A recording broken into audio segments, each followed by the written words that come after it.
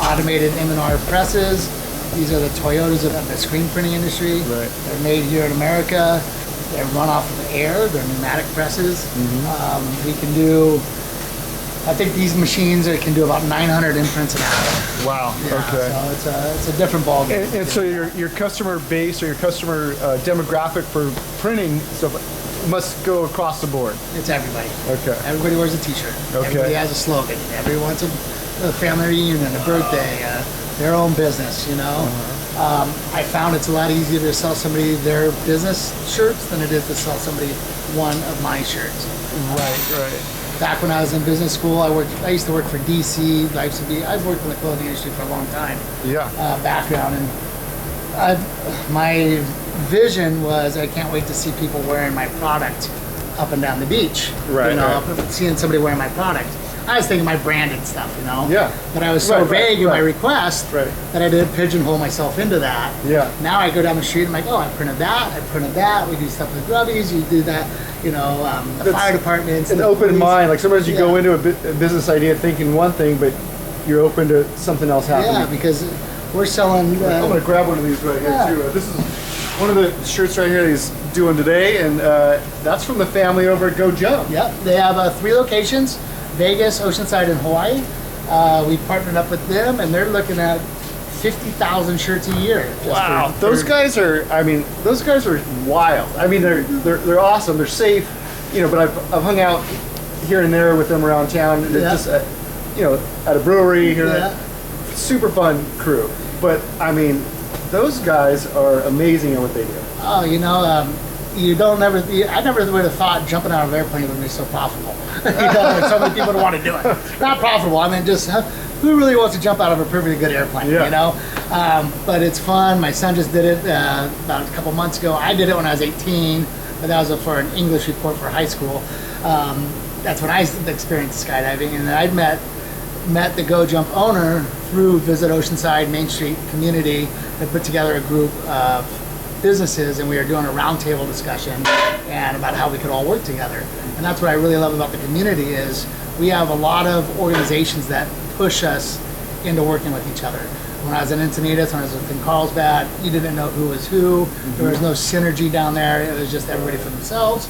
Oceanside goes out of its way to really support that community aspect and how to work within that community. So with the GoJump, we do Ernie at the Sea Center down at the harbor, the Seabird and the Mission Pacific hotels. Okay. They came in and they did stuff right. They went to the community before they started outsourcing. Sure. You know, how can we work within our demographics first?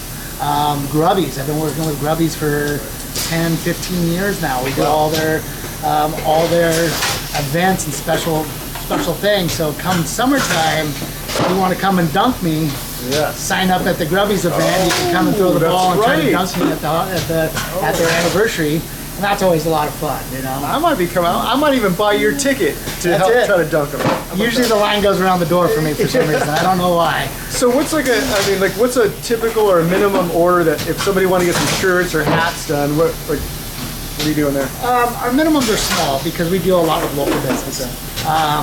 Everybody wants the big, large numbers, but our numbers are, you know, for small restaurants, we like to start off with like 24 units, and it goes up from there. Obviously, as you do more, prices change. Okay. But we are a competitive price. We have a great product. We have a great product that we put out. A consistent product. That's where the machines come in so good, so you have consistency. And the turn time is amazing. I can't do this without my daughter Shane and Paul over here. We have a great crew that really helps support what we do here.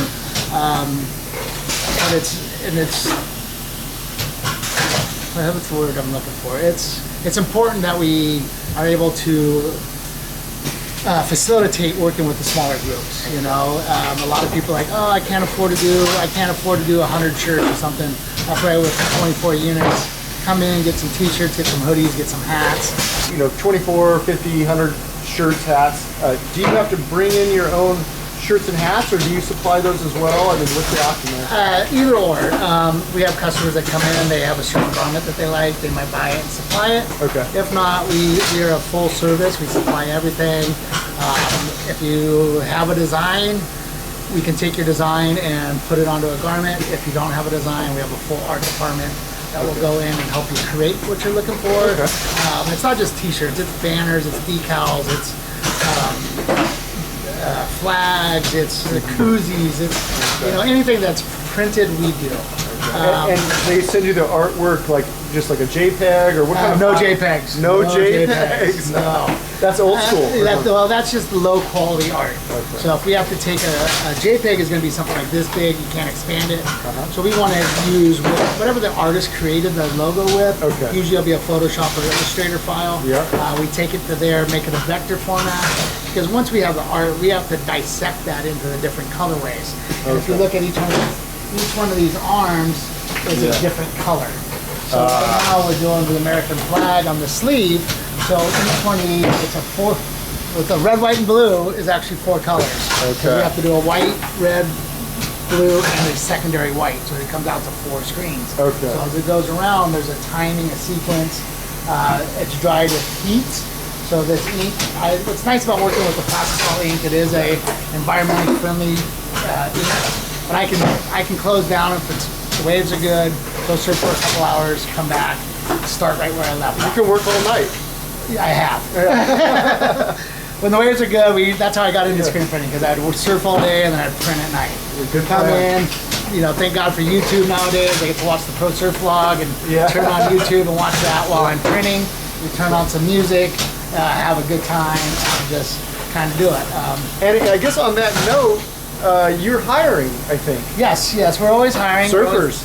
No surfers. Oh, no surfers. Surfers are the worst. Sorry. No, just kidding. No, we're always looking for people to hire. We always need something to help. It's kind of like working in a restaurant. We got to clean, we got to prep, we got to get everything ready. Because to get this job done, we've got to, the prep that goes into the work, whether I'm doing 24 or 2400, it's the same setup and cleanup as everything. And that's 99% of the work is the prep work. It's kind of like a painter painting a house. They got to go through and paint the whole house before they start to spray. Same thing here. All that little stuff that you don't think about, that's what we do here in the shop. And we're located right downtown, so you can come in and see it being done. People love to watch this process. I wish I could have the shape room in here in the back, but that's a little dirtier, it's a little bit noisier, a little bit smellier. So it's in its own building of Oceanside Boulevard. And we're right next door, where we're at in Oceanside. We are in our own little hub. We're not in the valley. We're in Oceanside Boulevard next to KOC TV. Julian from 760, his board, he builds boards out there. We have Alba, or Avila is right next to us. There's like 3 or 4 different board builders out there. So we're in our own little hub. We all work together. We all share the same airbrusher. We all share the same sander. So the same thing here. It's a migratory kind of job. It's right off the train. There's a train stop too. Yeah, you can come in, take the Sprinter, come on over, and it's just a great little place, quiet. It's about 2,500 square feet. Built a whole second floor with an upstairs and a downstairs. So downstairs is where we get all dusty, and the upstairs is where we get.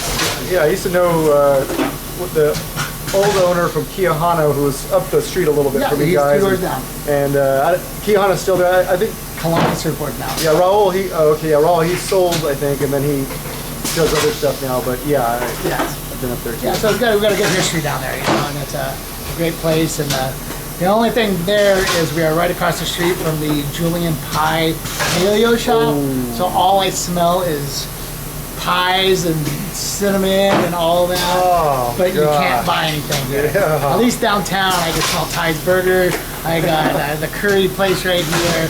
You got Rosewood across the street. So as they're cooking, you smell it. You just kind of follow the nose and what do you got? Rosewood, I know, right? Yeah, great food. Yeah, this is a great little spot. Definitely downtown. You got everything in walking distance from up and down the street right here. I don't leave the block. Yeah.